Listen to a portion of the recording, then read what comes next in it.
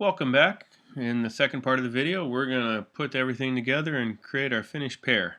So let's zoom back a little bit and see everything. First of all, we don't need this right here. So we're going to select, actually I should do it in the black arrow. Select it in the black arrow, and we're just going to delete it. Alright. Now, let's see. Let's go to our stem. Select it with the black arrow, and we're going to do some transforming on it. Okay, I want to set some specific targets, so I'm not going to drag it to make it smaller. I'm going to go in my object menu, go to transform, and go to scale, because I actually want to make it 50% smaller. And then I click OK. Alright, let's zoom in a little bit. And then I want to rotate it. I could do the rotate tool and come pretty close, or let's look at the transform menu, and I can go rotate here and tell it I want to rotate it 45 degrees. Okay, now we've done that. Alright, and we're going to now drag this and put it right here at the top of the pear. The next comes the leaf. We're going to click on the leaf, and we're going to go to our object transform menu again and go to scale. Now notice it remembered what we did the last time, and we want to do the same thing again. We're going to go 50% reduction, which we do, and then we're going to rotate it as well, so we go right back to the transform menu and go to rotate, but this time we don't want to go 45, we want to change it to 15 degrees. So we rotate it 15 degrees, and then we're going to drag this. Oops, got to click on the path, and then we're going to drag it and put it right in here. Alright, now let's see. I actually look at my pear. I have a white fill on my pear. I didn't want to do that. I'm going to click no fill and get rid of the fill because I want to see this little curve thing here. We're going to zoom in maybe a touch, and I go back to my pen tool, and I want to make this curve.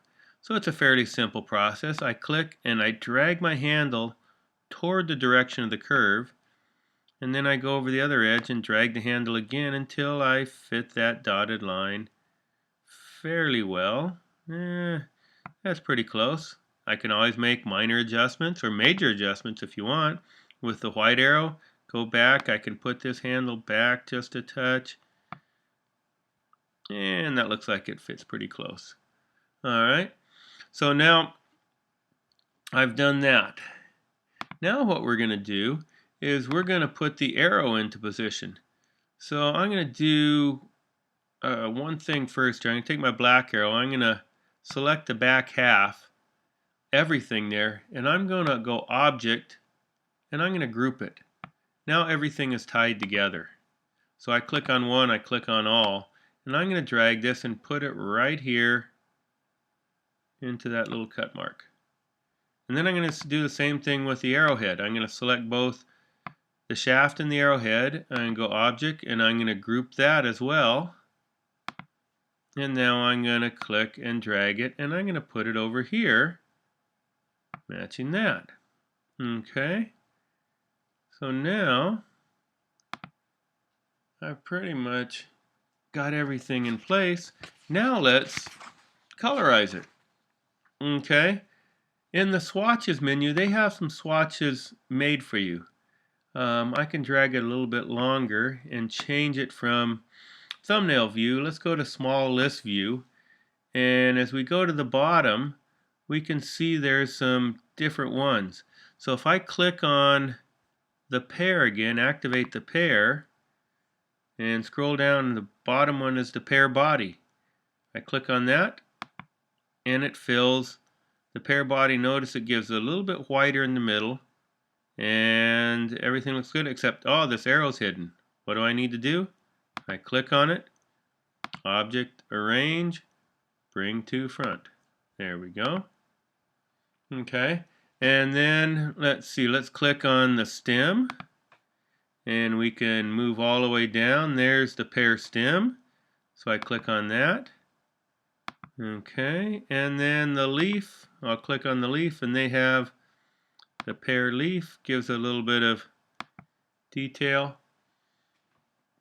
Now, personally, I think this looks too much like a coloring book when you leave the black lines on the stroke. So I'm going to go back, and I'm going to go to my pear body. I'm going to go, I can either go to my color palette, or I can go over here to the toolbar, activate the stroke, and I'm going to turn off that. I'm going to click on my leaf. I'm going to turn off the stroke on the leaf and turn off the stroke on the pear. Now it looks less like a coloring book because you don't have the coloring between the lines. Now if you want, you can go in here. If you want a little different colored arrow, you can go to your color picker, or you can go to your swatches, whichever case may be. You can make it a blue arrow. Now notice that's just doing the stroke. We had a black fill. If I want to make the fill blue as well, I need to activate the fill color. Oh, there we go. And notice it remembers the last color I did. So I can click on that and fill that with blue and get the same thing. Now I can go down here. Now this doesn't have any fill, so I want to make sure the stroke is activated. And let's see. Let's do it this way, since let's use our eyedropper, and let's eyedropper this. So we eyedropper it, and notice it gave it a fill because that had a fill. So it right in there, it filled in the V's of the tail feathers. If you like that, you can keep it. If not, we just go up here, click off and turn off the fill, and then it's back to looking like that. Whichever way you like. So you can do all that kind of stuff. A couple other things we can do if we go back to our swatches. You notice they give you something called Pear Scribble. I don't know about that. It's a fill. I'm going to turn off that blue stroke there and just leave that Pear Scribble. You can go and take like the paintbrush, and you can, look at that. Let's select that and change it to the Pear Scribble. It doesn't like that. Let's see, turn off the stroke.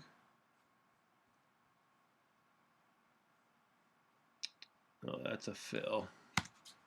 Let's not worry about the Pear Scribble. I've never liked that. I think we have a pretty good looking thing as it is.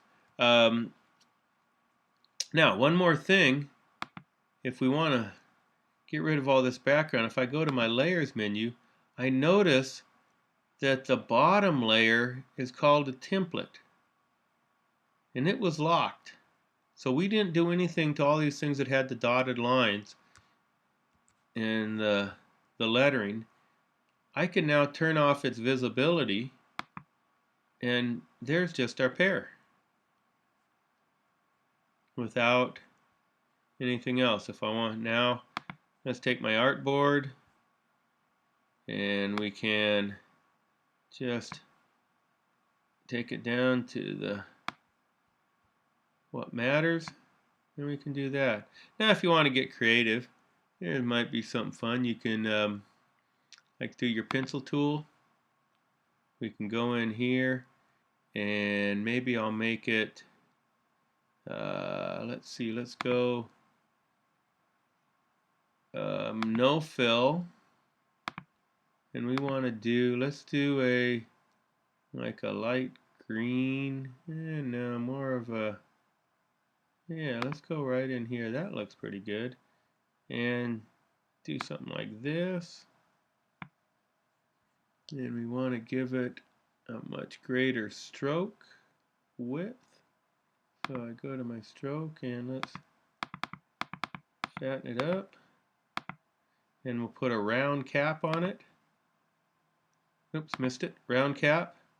And now what I can do, if I want to rotate it a little bit, I can use my rotate tool. Whatever you want to do, and we can make this a little worm coming out of here. If I want, I can go and let's zoom way in on this. I want to make it a little stylized worm. We can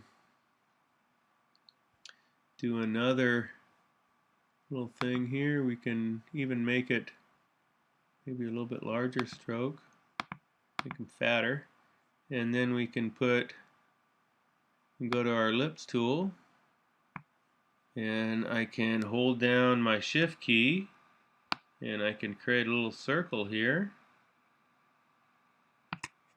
and oh, it's not, and right now it kind of bulges out because it put on that big stroke. I don't want that stroke. I'm going to turn off the stroke, but I'm going to go here and give it a black fill, make a little eyeball, come over here, black arrow, option click it to duplicate. There's another eyeball, and then I can go to my pen tool and I can click and drag, click and drag. Now notice that was fill. If you like that and makes a little smiley face like that, that works. If you don't want that black fill, we can go over here and go switch fill and stroke, and we can make it like that. Whatever works for you. So now when we click away from it, we have a little worm coming out. If you want to get even fancier, we can go here, we can put little rings on it using the pen tool. What I think I'll do is I will take it and make it a light gray so it doesn't stand out too much, and then I can click and drag, click and drag, and it makes a little ring. And let's zoom back in, and white arrow, I can adjust it a little bit, and I don't have to do that every time. If I don't want to, I can go to the black arrow, option click, and I can drag some copies like that.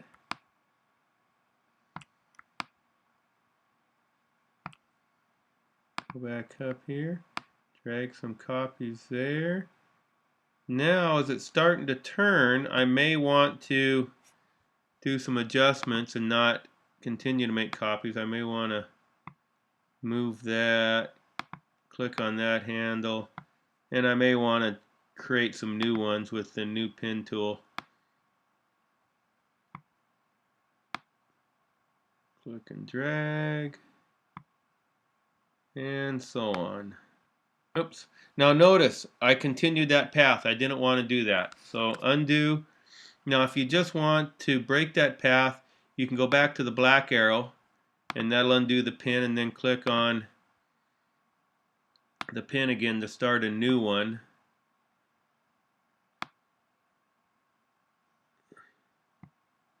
Okay. The other thing, excuse me, and then we'll create another one right here, and so on. Can put a little more curve on it, black arrow to deselect, and why don't I just put one very circular one here, and take my white arrow, let's make that a little more circular, and there I have a little worm. So, I mean, the things you can do with Illustrator are endless, and that's just a quick look at it. I could have done a much better job if I'd have taken my time, but I'd rather you have the time and you experiment. So, there's our pear.